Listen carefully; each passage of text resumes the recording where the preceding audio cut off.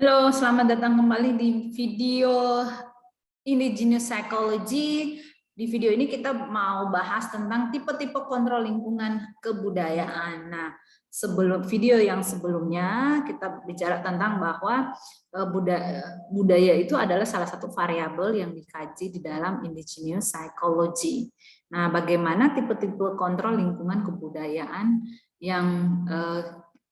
yang digambarkan di dalam Indigenous Psychology. Nah, yang pertama adalah collective control. Nah, jenis pengendalian di mana seseorang mencoba untuk mengontrol atau mengendalikan lingkungan sebagai anggota kelompok dan kelompok berfungsi sebagai agen kontrol. Ya, ini sebenarnya sih bahas tentang bagaimana kelompoknya ini bisa mempengaruhi anggota-anggota, mengendalikan anggota kelompoknya. Nah, dan juga bagaimana anggota kelompok ini bisa mengendalikan lingkungannya. Seperti itu. Selanjutnya adalah primary control. Nah, jika seseorang mau dikontrol secara langsung pada lingkungannya, berarti dia merupakan individu yang bisa mengendalikan apa yang terjadi di lingkungan dia, di mana dia berada gitu. Yang kedua, proxy control. Jika seseorang mendapatkan bantuan dari orang lain untuk mengatur lingkungannya, berarti dia ada pihak lain yang yang membantunya untuk mengendalikan apa yang terjadi di lingkungannya. Nah, secondary control, jika seseorang beradaptasi pada lingkungan yang ada dan meregulasi dirinya. Nah, ini bagaimana? Ini pasti kalian sudah punya banyak pengalaman tentang beradaptasi. Nah, bagaimana jika individu ini pada lingkungannya, bagaimana dia beradaptasi, misalnya dia di lingkungan baru atau perubahan yang ada, dan bagaimana dia meregulasi dirinya. Seperti yang kita alami sekarang ya, perubahan dunia ini cepat sekali, termasuk terjadinya pandemi ini. Nah, bagaimana kita beradaptasi dan pada lingkungan yang seperti ini, lalu bagaimana kita mengendalikan diri kita, meregulasi diri kita di situasi pandemi ini misalnya. Nah, bagaimana sih semua itu terjadi ya? Ada namanya model transaksional atau transactional model. Nah, kualitas seseorang subjektif merupakan hubungan penyebab yang menghubungkan lingkungan dengan perilaku. Nah, ini ada agen. Jadi di Indigenous Psychology itu menurut Kim tahun 2003, manusia itu sebagai agen. Maksudnya adalah inti dari lingkungan ini ya, inti dari dunia ini adalah manusia itu sendiri. Karena manusia itu sendiri memiliki kemampuan untuk memaknai, memiliki intensi, dan juga memiliki tujuan. Nah, jika dia sebagai individu memaknai causal linkage, memaknai ini adalah hubungan ya antara agen, situasi, dan action. Memaknai suatu kejadian atau ini situasi yang terjadi ya. Lalu dari situasi ini kemudian ini dia persepsikan lalu dimaknai sama si agennya. Si agennya ini memiliki intensi atau tujuan tertentu. Nah, ini diwujudkan dalam bentuk perilaku gitu. Nah, ini adalah causal linkage berikutnya dari perilaku yang sudah dia lakukan, kembali lagi dia maknai dan lalu memunculkan intention baru dan juga bisa juga memunculkan goals yang baru. Seperti itu. Jadi ini berputar terus ya, itu terus yang terjadi dalam kehidupan manusia dalam proses transaksional modelnya. Nah, bagaimana sih kita mempersepsikan realitas? Ini seperti video pertama mengenai Indigenous Psychology yang sudah kita bahas.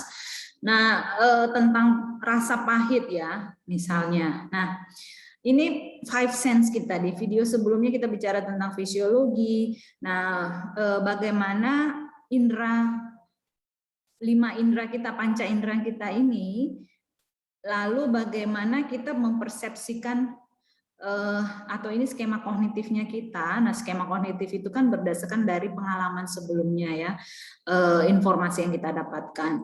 Lalu ada simbol dan language. Jadi bahasa, simbol yang ada, jadi kita bisa tahu apa itu manis, apa itu pahit, apa itu baik, apa itu buruk. Nah, itu dipengaruhi oleh culture.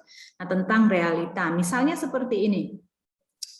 Kalau zaman dulu, sekitar 10 tahunan yang lalu atau belasan tahun yang lalu, kalian kalau pernah dengar tentang Marsyanda, Marsyanda pernah joget-joget, nyanyi-nyanyi di depan kamera lalu diposting ke YouTube-nya.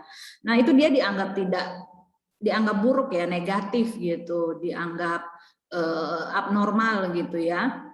Nah, tapi sekarang karena terjadi perubahan, maka realitanya orang yang joget-joget depan kamera lalu diupload di sosmed itu adalah sesuatu yang keren. Itu ada sesuatu yang diterima oleh masyarakat umum. Nah, itu yang dimaksud ya. Jadi bagaimana kita realitinya. Nah, perubahan budaya. Perubahan budaya itu misalnya saat ini, realitas saat ini bagaimana masa lalu ini, memori. Jadi kan kita punya memori, ini fungsi fisiologisnya kita. Kita pasti ingat tuh masa lalu. Dari situasi saat ini kita refleksikan, apa sih maknanya yang lalu itu? Seperti itu. Nah, karena kita manusia adalah orang yang kreatif, punya kemampuan. Nah, apa yang bisa terjadi di masa lalu gitu? Masa depan maksudnya. Possibilities apa yang terjadi? Nah, nanti ini setelah ini saya akan berikan beberapa contoh maksud dari perubahan budaya ini. Nah, ada kreativitas dan skill sehingga budaya itu bisa berubah. Nah, karena budaya ini sangat kompleks ya. Semua isi yang ada di dalam kelompok budaya seseorang itu namanya budaya ya, dari yang terlihat maupun tidak terlihat. Misalnya seperti ini, zaman sekarang kan ya tidak semuanya kalian pakai baju yang seperti ini ya.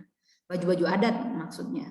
Kalaupun pakai baju adat di momen tertentu, kalaupun ia tetap pakai di momen tertentu, beberapa orang, beberapa bajunya itu sudah dimodifikasi, tidak terlihat lagi yang seperti 50 tahun yang lalu, ya, seperti itu. Nah, ini juga kebudayaan tradisi, ya ini tradisi yang ini namanya budaya yang terlihat atau tangible, ya bagian dari budaya yang terlihat dia karya seni ini.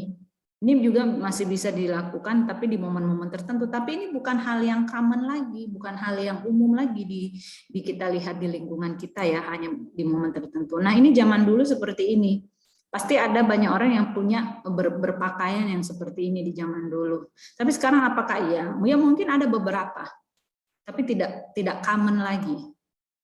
Kalau ya ini di Bali masih common ya, masih dipertahankan sampai sekarang gitu. Nah ini juga wayang orang ini ya tidak semuanya juga tidak menjadi common juga. Ada hal-hal yang lain misalnya. Apalagi anak muda sekarang, yang paling menarik adalah BTS dan teman-temannya. Yang paling menarik, tontonan menarik adalah drakor gitu. Sehingga terjadi perubahan budaya di Indonesia juga. Nah, seperti tadi juga yang saya maksud baju gitu ya. Orang pakai baju bodoh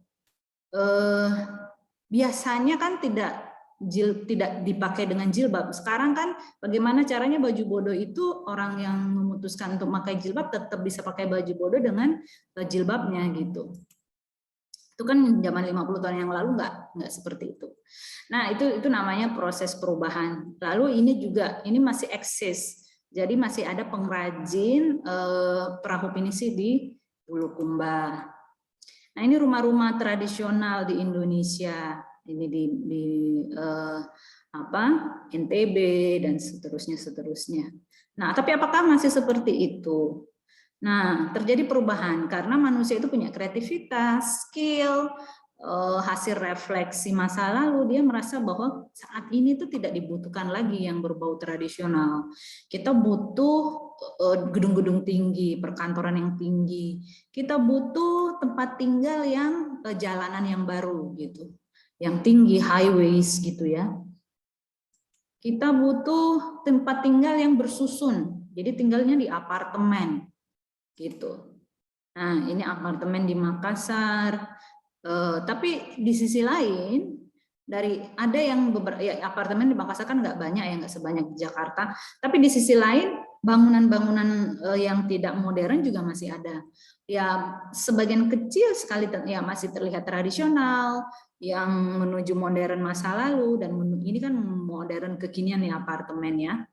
Nah, seperti itu. Karena terjadi perubahan ada kreativitas dan skill dari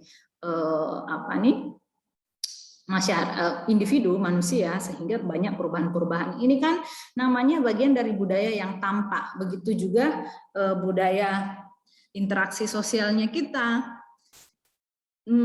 Masih ada mungkin ya banyak yang suka budaya-budaya yang masih salaman. Jadi kalau salaman sama yang lebih tua itu masih bukan mencium ya. Jadi kayak menaruh telapak tangan di jidat, telapak tangan orang yang lebih tua di forehead-nya, di jidatnya gitu ya. Masih ada yang seperti itu. Ada juga yang enggak. Ada juga anak muda sekarang yang enggak peduli sama orang yang lebih tua gitu. Cuek-cuek aja lewat. Dosennya enggak dikenali, dilewati begitu saja, enggak disapa juga. Nah, kalau zaman dulu itu pasti dosen tuh disapa, paling tidak masih ada beberapa mahasiswa yang kadang-kadang kalau ketemu saya tangannya masih seperti ini, tapi sebagian besar sudah tidak gitu. Karena itu ya perubahan budaya juga. Nah, interaksi yang mungkin zaman sekarang nggak butuh lagi untuk punya salaman dengan cara seperti itu dengan dosen misalnya ya, atau makin ke depan mungkin kemungkinan juga mahasiswa tidak merasa bahwa perlu untuk menyapa dosennya gitu. Jadi makin ke sini memang namanya perubahan ya ada gitu.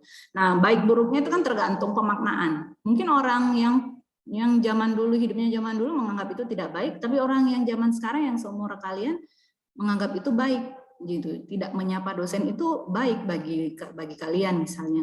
Tapi orang yang dulu mungkin itu tidak baik. Nah, itulah perubahan-perubahan dan ada makna-makna yang terkandung di dalamnya. Oke, demikian video kali ini. Sampai ketemu lagi di video selanjutnya. Bye-bye.